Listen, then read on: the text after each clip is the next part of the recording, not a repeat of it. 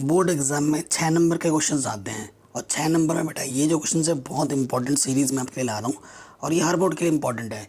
UP board, Uttarakhand board, Rajasthan board, Haryana board, हर एक Hindi board के लिए इंपॉर्टेंट है। स्टार्ट करते हैं क्वेश्चन नंबर 26 से। आपको पता है 25 तक मैं ऑलरेडी करवा चुका हूँ। क्वेश्चन क्या बोल रहे हैं, एक नाव 12 घंटे में धारा के प्रतिकूल 35 किलोमीटर तथा धारा के अनुकूल 55 किलोमीटर जाती है। 10 घंटे में वह 30 किलोमीटर धारा के प्रतिकूल व 44 किलोमीटर धारा के अनुकूल जाती है। धारा की चाल और स्थिर जल में चाल ज्ञात कीजिए। तो ये क्वेश्चन बहुत ही ज़्यादा इंपॉर्टेंट है और इससे पहले भी मैं इस क्वेश्चन को 3-4 बार ऑलरेडी करवा चुका हूँ, जिसकी मैं लिंक डाल दूंगा डिस्क्रिप्शन पे, आप जाके देख सकते हैं। ये क्वेश्चन मैं ऑलरेडी करवा चुका हूँ और ये अथवा वाले में जो क्वेश्चन दे रखा है ये भी मैं पहले करवा चुका हूँ। दोनों के दोनों साथ में आए थे और ये दोनों क्वेश्चन बहुत इंपॉर्टेंट है, इस साल एग्ज़ाम में आ सकते हैं। तो ये दोनों क्वेश्चन मैं ऑलरेडी पहले ही करवा चुका हूँ, तो ये स्किप कर रहे हैं हम। और अगर आपको नहीं आता है लिंक में डाल दूंगा डिस्क्रिप्शन में, आप जाके देख सकते हैं। पहले बाकी क्वेश्चनों को देख लेना, उसके बाद इन दोनों को भी देख लेना, ठीक है बेटा। क्वेश्चन नंबर 27 में आते हैं। कहते हैं सिद्ध कीजिए कि किसी बाह्य बिंदु से किसी वृत्त पर खींची गई स्पर्श रेखाओं के बीच का कोण स्पर्श बिंदुओं को मिलाने वाले रेखाखंड द्वारा केंद्र पर अंतित कोण का संपूरक होता है। 6 नंबर में आ रखा है भाई, ये बहुत ही आसान क्वेश्चन है, तो 2 नंबर में आना चाहिए, 6 नंबर में दे रखा है। और उसके साथ साथ ये जो त्रिभुज का क्वेश्चन है, इससे भी ज़्यादा ये क्वेश्चन इंपॉर्टेंट है, जो अथवा में एग्ज़ाम में आ सकता है इस बार, ठीक है। इसे भी करेंगे और ये हर बार लगभग आ जाता है, ठीक है। सो टेंशन मत लो, आपका भाई आपके साथ है, आपका दोस्त आपके साथ है, मिलकर आगे बढ़ेंगे। 27 नंबर पहले करते हैं, ठीक है। 27 नंबर क्या बोल रहे हैं, प्रॉपर वे में लिखना है एग्ज़ाम में, जैसे वैसे ही करवा रहा हूँ। ये आपका वृत्त है, ठीक है, ये वृत्त का केंद्र है और एक आपने बाह्य बिंदु लिए। ये तो बहुत ही सिंपल क्वेश्चन हो गया यार। इस वृत्त से आपने बाह्य स्पर्श रेखा खींची, ये स्पर्श बिंदु आपका ए हुआ, ये स्पर्श बिंदु आपका बी हुआ, इससे इसको मिलाना है, इससे इसको मिलाना है। सो में क्या बोल रहे हैं कि केंद्र पे जो अंतरित कोण होता है ना, वो ये वाला कोण और ये वाला कोण, अगर ये θ1 बोले और ये θ2 बोले, तो इन दोनों का योगफल संपूरक होगा, ठीक है। यानी कि हमें सिद्ध क्या करना है, ये तो अपने से मैंने नाम दिया ना इनके, सिद्ध करना है θ1 प्लस θ2 संपूरक 180 डिग्री। ये चीज़ अपन को सिद्ध करनी है, ठीक है। इतना आसान क्वेश्चन है, ठीक है। सो आपको जानते हैं, हम लिखेंगे हम जानते हैं, वी नो दैट। हम क्या जानते हैं कि प्रमेय 10.1 के अनुसार यहाँ पे भी 90 अंश का बनेगा और यहाँ पे भी 90 अंश का बनेगा। प्रमेय 10.1 से कोण ए और कोण बी दोनों के दोनों क्या होंगे, 90 डिग्री होंगे, ये हम जानते हैं, ओके। और अगर आप ध्यान से देखें, एक चतुर्भुज है, 1 2 3 4, 4 सरल रेखाओं से घिरी हुई आकृति को हम चतुर्भुज कहते हैं। चूंकि PAOB एक चतुर्भुज है ना, एक चतुर्भुज, इसलिए चतुर्भुज के चारों कोणों का मान angle P plus angle O, ठीक है, plus angle A plus angle B, इन सब का मान कितना होगा, चतुर्भुज के चारों कोणों का मान 60 होता है। A और B के देखो, P को हमने θ1 माना है, O को हमने θ2 माना है, A हमारे पास 90 है और B हमारे पास 90 है। 90 90 180, θ1 θ2 180, प्लस का उधर के क्या हो जाएगा, माइनस का,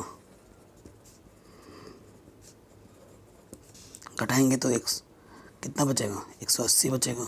और यही तो हमें सिद्ध करना था, hence proved. But proper way में लिखना क्या है, जो स्टेटमेंट है दोबारा लिख देनी है। अर्थात यहाँ से लिख देना, अर्थात बाह्य बिंदु से किसी वृत्त पर खींचे गए स्पर्श रेखाओं के बीच का कोण स्पर्श रेखा पर त्रिकोण संपर्क होता है। लास्ट में इतना लिख देना है, परफेक्ट वे में आंसर का रिप्रेजेंटेशन हो जाएगा। तो इस तरीके से इस क्वेश्चन को करना था, आराम से बन गया। अब आते हैं अथवा वाला क्वेश्चन, ये बहुत ज़्यादा इंपॉर्टेंट है, ठीक है। सो नए पेज से करते हैं। कह रहे हैं BL और CM एक समकोण त्रिभुज ABC की माध्यिकाएं हैं तथा इस त्रिभुज का कोण A समकोण है। सिद्ध कीजिए कि ये चीज़ इसके बराबर होगी। सब में स्क्वायर स्क्वायर दिख रहा है ना बेटा। जब स्क्वायर स्क्वायर आपको दिखे तो सीधा सीधी बात समझ लो कि आपको ये क्वेश्चन पाइथागोरस जो प्रमेय है ना उसी की मदद से इस क्वेश्चन को हमें हल करना है। ठीक है, तो देखो बेटा, सबसे पहली चीज़ हमें क्या बोले, एक त्रिभुज है जिसका ए कोण समकोण है। ठीक है, ये ए कोण समकोण है, यहाँ ए है, यहाँ बी है और यहाँ सी है। क्या बोला, बी एल और सी एम त्रिभुज ए बी सी की माध्यिका है। माध्यिका समझ रहे हो, बी एल और सी एम, ये यहाँ पर 90 अंश का कोण है। ठीक है, माध्यिका बोला है ना, ध्यान रखना। हमें सिद्ध क्या करना है, सिद्ध करना है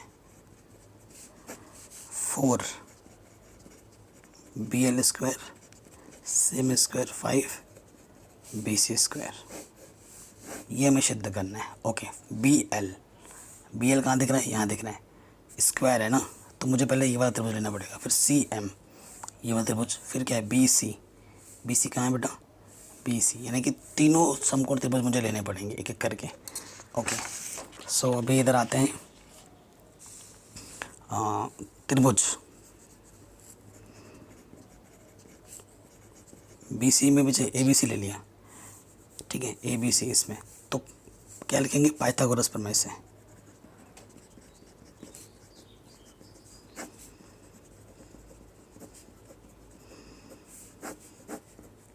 क्या होगा बेटा, पाइथागोरस प्रमेय से क्या होता है, कर्ण का वर्ग, बी सी स्क्वायर क्या होता है, आधार का वर्ग, ए सी स्क्वायर प्लस क्या होता है, लंब का वर्ग, ए बी स्क्वायर। कोई दिक्कत नहीं है। सो देखो बेटा, प्रूफ में आपको क्या चाहिए, ए एल। देखो बेटा, ए एल आपका क्या है, यहाँ पर ये जो डाला है ना, आपको बी एल सी एम चाहिए। सो मैं क्या कर सकता हूँ, यहाँ पर मेरा ए सी है। ठीक है, तो मैं ए सी को क्या लिख सकता हूँ, ए सी को मैं लिख सकता हूँ, देखो ये क्या है, ए सी है ना। अभी फ़िलहाल इसको ऐसे ही रखो, इसको कुछ नहीं मत करो, समीकरण नंबर इसको फ़िलहाल 1 मान लेते हैं। इसमें आ जाऊँ, ए बी एल में, त्रिभुज ए बी एल में फिर से पाइथागोरस प्रमेय लगाओगे तो बी एल का वर्ग क्या हो जाएगा, ए एल का वर्ग, एल है ये, क्या हो जाएगा, ए बी का वर्ग। ए बी या बी एक ही बात है। ए एल क्या है आपका, माध्यिका है, तो ए एल की जगह मैं क्या रख सकता हूँ, देखो ए एल की जगह मैं रख सकता हूँ, ए सी का आधा है ना, ये माध्यिका है, तो ए सी का आधा रख सकता हूँ मैं, यहाँ रख दूँगा ए सी का आधा। लॉसपा देखो 2 का वर्ग 4 होता है। अभी फ़िलहाल थोड़ा रुक के, जल्दबाजी मत करना। लॉसपा आ जाएगा 4 ए सी स्क्वायर, यहाँ 4 इधर के गुणे में आ जाएगा 4 ए बी स्क्वायर, यहाँ बी एल स्क्वायर, ये बट्टे के इधर गुणे में आ जाएगा 4 B L square A C square 4 A B square. कोई दिक्कत नहीं है, ये 4 बी एल स्क्वायर आ गया, 4 बी एल स्क्वायर। आपको 4 सी एम स्क्वायर, जो सी एम कहाँ है, ये त्रिभुज एम ए सी में लेनी पड़ेगी। अब हमें त्रिभुज एम ए सी में फिर से पाइथागोरस प्रमेय लगाओगी, सी एम का वर्ग क्या हो जाएगा, ए एम का वर्ग प्लस ए सी का वर्ग। ए एम क्या है, ए एम क्या है, ए बी का आधा, क्योंकि माध्य क्या है वो, तो मैं रख सकता हूँ यहाँ पर, यहाँ हो जाएगा ए बी का आधा, ये हो जाएगा, वर्ग खोलेंगे 2 का वर्ग 4, इसके बट्टे में कुछ नहीं, तो एक 4 आ जाएगा, ए बी का वर्ग 4 गुणे में आ जाएगा 4 ए सी स्क्वायर। ठीक है, ये 4 बट्टे में इधर के गुणे में आ जाएगा, तो सी एम स्क्वायर 4 इधर आ जाएगा A B square plus 4 A C square. कोई दिक्कत नहीं होगी यहाँ तक, है कि नहीं, कोई दिक्कत नहीं होनी चाहिए। अब हमें क्या करना है, 4 सी एम स्क्वायर आ गया, 4 बी एल स्क्वायर आ गया, दोनों समीकरणों को जोड़ दो। तो यहाँ रख देंगे समीकरण 2 + 3, बायां वाला बाईं तरफ जुड़ेगा, 4 B L square 4 C M square, और दायां वाला दाईं तरफ। AC square plus 4AB square और AB square plus 4AC square. So देखो AC square 4AC square 5AC square, 4AB 1AB 5AB square. यहाँ से क्या ओबनिस्ट है 4, अंदर आ गया BL स्क्वायर CM स्क्वायर और इधर से 5 ओबनिस्ट, यहाँ से आ गया AC स्क्वायर और AB square. AC square plus AB square की जगह मैं क्या रख सकता हूँ BC, समीकरण 1 से। तो इस तरफ तो हो गया 4 BL स्क्वायर CM स्क्वायर और ये 5 AC स्क्वायर। आंसर यही तो आपको प्रूफ करना था, आराम से बन गया। बहुत ही ज़्यादा इम्पोर्टेंट क्वेश्चन है, लगभग हर साल आता है एग्ज़ाम में। ठीक है बेटा, अगले वाले क्वेश्चन पे आ जाते हैं। अगला वाला क्वेश्चन क्या है, व्यास 7 सेंटीमीटर और 20 मीटर गहरा एक कुआं खोदा जाता है और खोदने से निकली हुई मिट्टी को समान रूप से फैलाकर 22 गुणा 14 मीटर वाला एक चबूतरा बनाया गया है। इस चबूतरे की ऊंचाई याद कीजिए। ठीक है, ये क्वेश्चन पूछा गया है। तो देखो बेटा कैसे करेंगे। क्वेश्चन नंबर 28 है। ठीक है, सो देखिए 28 क्वेश्चन है, कह रहे कुआं खोदा जाता है। ये कुआं खोद रहे हैं हम। कुआं कैसा होता है बेटा, बेलनाकार होता है और कुएं की जो भी मिट्टी निकली ना उससे चबूतरा बनाया गया है। चारों तरफ से मिट्टी डालकर चबूतरा बनाया गया है। जो चबूतरा है उसकी जो लंबाई है वो 22 और चौड़ाई है वो 14 है। उसकी ऊंचाई निकालनी, चबूतरा है तो बेटा उसकी एक सर्टेन ऊंचाई ज़रूर होगी, है ना। माना उसकी ऊंचाई क्या है, यहाँ पर मान लिख देंगे, माना चबूतरे की ऊंचाई h है। ठीक है, चबूतरे की लंबाई चौड़ाई दे रखी है। देखो बेटा जो इसके अंदर का मिट्टी है वही मिट्टी से इसी से बनाया गया है, चबूतरा बनाया गया है। जो कुएं खोदने से जो मिट्टी मिली थी उसी मिट्टी से चबूतरा बनाया गया है। और आपको पता है, नोट करके लिख लेना, आयतन बराबर क्या होता है, आयतन बराबर होता है क्षेत्रफल गुणा ऊंचाई। क्षेत्रफल गुणा कोई भी एक दूरी, ठीक है, उसे हम आयतन कहते हैं। प्रश्न अनुसार हमें क्या दे रखा है, व्यास इसका 7 मीटर है,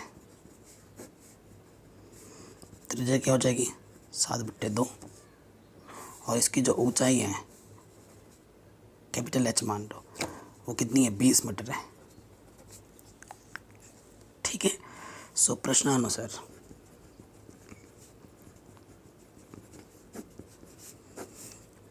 क्या होगा कि कुएं का आयतन किसके बराबर होगा, चबूतरे का आयतन। ठीक है, यही तो होगा। तो कुएं का आयतन क्या है, कुआं बेलन का आयतन क्या होता है πr²h। चबूतरे का आयतन क्या होता है बेटा, चबूतरे का आयतन होता है क्षेत्रफल गुणा ऊंचाई। ठीक है, क्षेत्रफल है 22 गुणा 14, ऊंचाई हमने h मानी है। अब मान रखो, पाई का मान 22/7 और त्रिज्या हमारे पास 7/2 है और h का मान 20। 7 से 7 कटा 2, देखो 22 से 22 कटा 2 ढाई 20, 2 पंजे 7 दूनी 14। ठीक है, ये 2 गुणे में इधर बट्टे में आ जाएगा 5/2, तो ये आ जाएगा 2.5 मीटर। तो चबूतरे का जो ऊंचाई होगी वो कितनी होगी, 2.5 मीटर होगी। आराम से हो गया। ठीक है, तो ये क्वेश्चन भी हमने आराम से बना लिया, कोई दिक्कत नहीं, कोई परेशानी नहीं। आगे बढ़ते हैं। कह रहे हैं एक मीनार के पाद बिंदु से एक भवन के शिखर का उन्नयन कोण 30 डिग्री है और भवन के पाद बिंदु से मीनार के शिखर का उन्नयन कोण 60 डिग्री है। यदि मीनार 50 मीटर ऊंची है तो भवन की ऊंचाई ज्ञात कीजिए। भाई साहब इस क्वेश्चन को मैं कितनी बार करवा चुका हूँ, फिर से आगे हैं। क्वेश्चन नंबर 29, 6 नंबर में एक भवन है, ये भवन है और एक ये मीनार है। मीनार थोड़ा बड़ा होता है, हवा में लटकेगा नहीं, ये ज़मीन है, ज़मीन पे खड़ी हुई है। ये मेरा भवन है और ये मेरा मीनार है, ठीक है। ये भवन का शीर्ष है, ये भवन का पाद बिंदु, ये मीनार का शीर्ष है, ये मीनार का पाद बिंदु। कह रहे मीनार के पाद बिंदु से भवन के शिखर का उन्नयन कोण 30 डिग्री है। ये वाला जो कोण है वो कितना है, 30 डिग्री है। और फिर बोला है भवन के पाद बिंदु से मीनार के शिखर का जो उन्नयन कोण वो 60 डिग्री है। यहाँ ये वाला कोण कितना डिग्री है, 60 डिग्री है। हमसे बोला गया है कि यदि मीनार की ऊंचाई 50 मीटर हो, मीनार 50 मीटर ऊंचा है, तो भवन की ऊंचाई ज्ञात कीजिए। तो माना भवन की ऊंचाई h मीटर है, ठीक है। दो समकोण त्रिभुज बने हैं, दोनों समकोण त्रिभुज में ये भुजा उपनिष्ठ है, तो इसको भी मैं x मान लेता हूँ। क्या पता एग्जाम में इसको भी निकालने के लिए बोल दे, ठीक है। तो नाम दे दो इसको A B C D, ठीक है, ये हमने दे दिया। अब आ जाओ त्रिभुज, दो समकोण त्रिभुज बने उन्हीं को ले लो A B C में।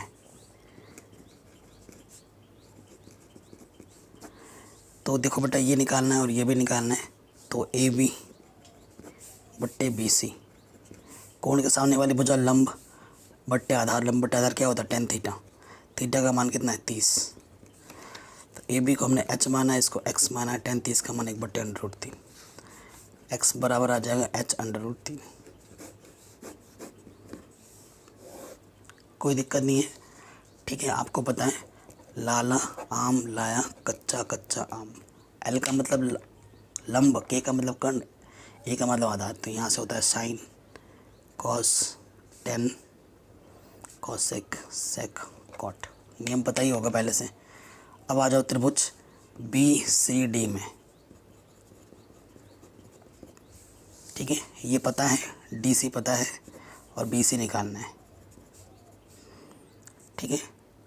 तो फिर से लंब बट्टे आधार, कोण के सामने वाला लंब होता है,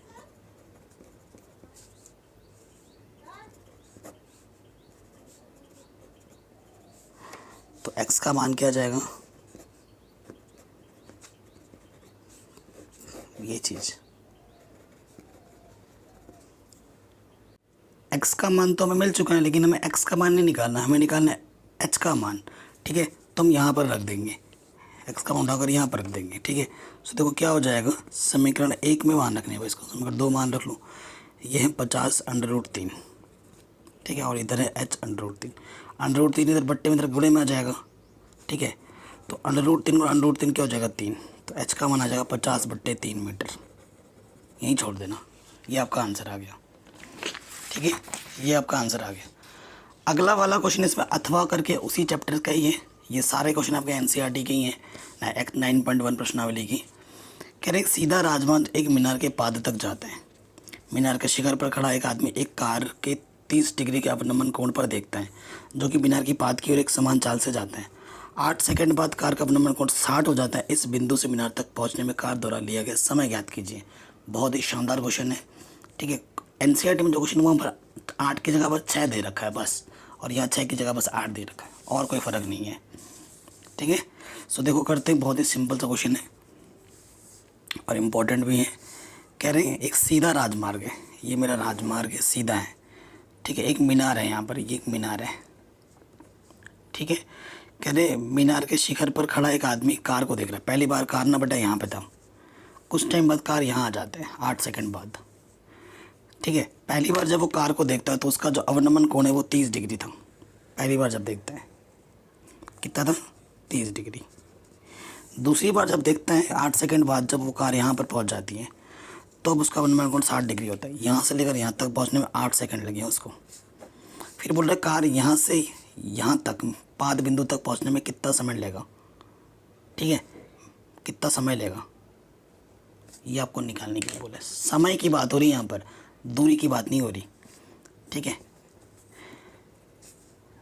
ध्यान रखना, समय हमें निकालना है, दूरी नहीं निकालनी है, ठीक है। इसी वजह से क्वेश्चन खास है। लेकिन स्पेशल कंडीशन क्या है इस क्वेश्चन की, कि जो कार चल रहा है ना, एक स्पीड से चल, एक नियत स्पीड से चल रहा है।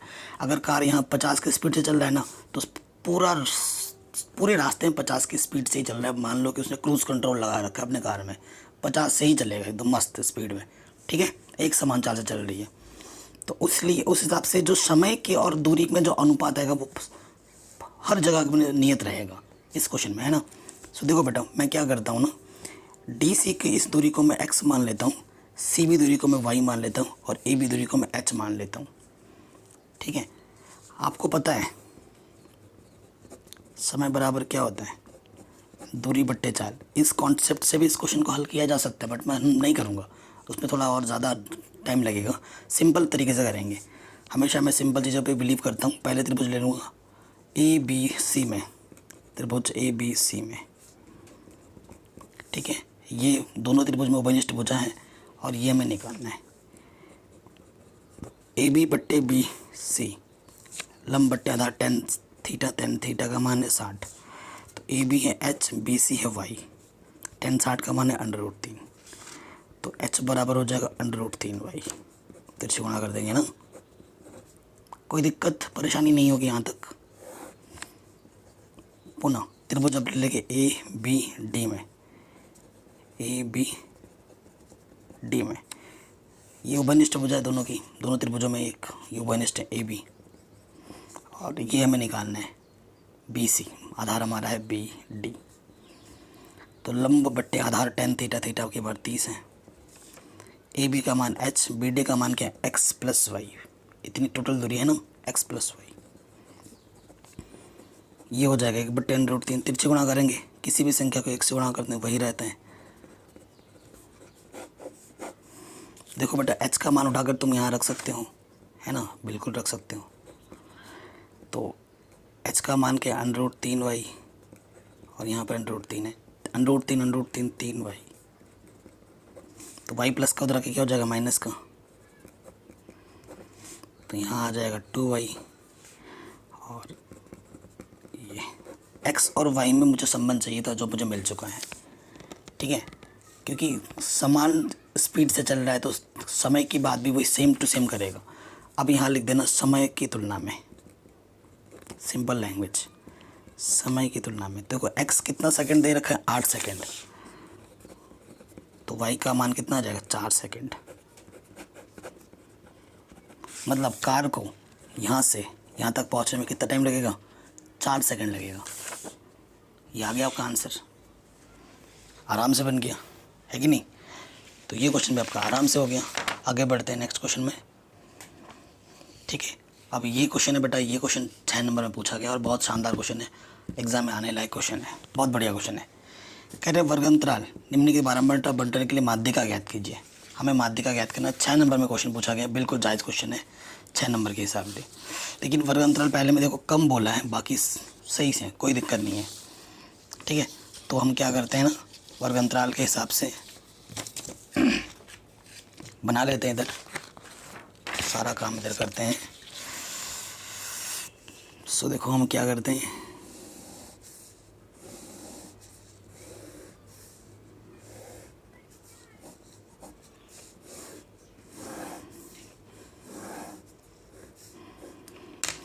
यहाँ पर हमारा वर्गांतराल है, यहाँ आपकी बारंबारता आती है और यहाँ आपकी संचयी बारंबारता CF, ठीक है। तो वर्गांतराल हमें क्या दे रखा है, पहला 140 से कम, ठीक है, फिर 140 से 145, ठीक है, फिर आपका 145 से आ जाएगा 150, फिर आपका 150 से 155 का अंतर है 165 तक, 155 से 160, 160 से 165। बारंबारता है 4 7 18 11 6 5, ठीक है। संचयी बारंबारता निकालना बड़ा आसान होता है, पहला वाला वैसे का वैसे रखोगे, 4 और 7 को जोड़ोगे, 4 और 7 11, 11 और 18 को जोड़ोगे 29, 29 और 11 को जोड़ोगे तो ये हो जाएगा 40, 40 और 6 को जोड़ोगे हो जाएगा 46, 46 और 5 को जोड़ोगे 51। सही जोड़ा है ना। अब यहाँ पे भी जोड़ के आपको 51 ही मिलना चाहिए। देखते हैं 6 5 11, 11 और 11 22, 22 और 18 कितने हो गए 40, 40 और 7 11 51। ठीक है, ये भी यहाँ पर जितना होगा ना यहाँ पर भी उतना ही आता है लास्ट में, तो बिल्कुल सही है। अब हमें क्या करना होता है, इसको हम क्या बोलते हैं, n बोलते हैं। अब हमें n/2 पद, n/2 51/2 यानी कि ये आ जाएगा 25.5 भाग देंगे तो 25.5 से जस्ट ज़्यादा तो बहुत सारे हैं लेकिन जस्ट ज़्यादा पहला वाला बड़ा, तो ये 29 ही आ रहे हैं, है ना, तीसरे नंबर पर। तो तीसरे नंबर पर हम चेक करेंगे तो ये हमारा f मिल गया।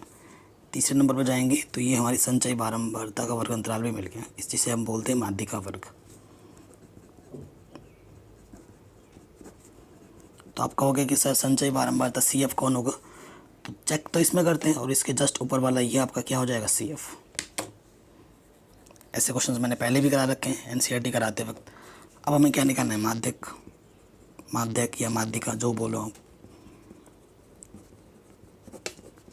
सूत्र होता है L n/2 CF - F गुणा H, ये सूत्र होता है। सो देखो बेटा L क्या है यहाँ पर, वर्ग अंतराल सेम है ना, 45 पे ख़त्म हो रहा है, 45 शुरू हो रहा है, तो माध्यिका वर्ग है ये। इसकी ये निम्न होता है, ये उच्च होता है, तो निम्न L हमारे पास 145 है। कितने कितने का अंतर है, 5 5 का अंतर है, H 5 वो, तो L का मान है 145, n/2 आया था 25.5, CF का मान कितना है बेटा, CF का मान है 11, H का मान है 5 और F का मान कितना है बेटा 18। 145 घटाएंगे तो ये आ जाएगा 14.5 गुणा 5/18। ठीक है, अब गुणा करना है, फिर 18 से भाग भी देना है। ठीक, सो यहाँ से क्या आ जाएगा, देखो 5 बचे 25, हासिल लगा 2, 5 चौके 20 और 2 22, हासिल लगा 2, 5 1 5 और 2 7। तो अगर आप ध्यान से देखें 18 चौके 72, ठीक है, फिर ये पॉइंट लग जाएगा, फिर 18 3 36, तो 4.3 लगभग आ जाएगा, है ना। 145 + 4.3 आंसर में यहाँ लिख देना लगभग, तो जोड़ोगे तो ये आ जाएगा 149.3 लगभग। ये आपका आंसर हो गया और ये पेपर भी ख़त्म हो गया। 6 नंबर के सारे इंपॉर्टेंट क्वेश्चन हमने कर लिए। ऐसे मैं आपको ढेर सारे और वीडियोस प्रोवाइड करा दूंगा और क्वेश्चंस प्रोवाइड करा दूंगा।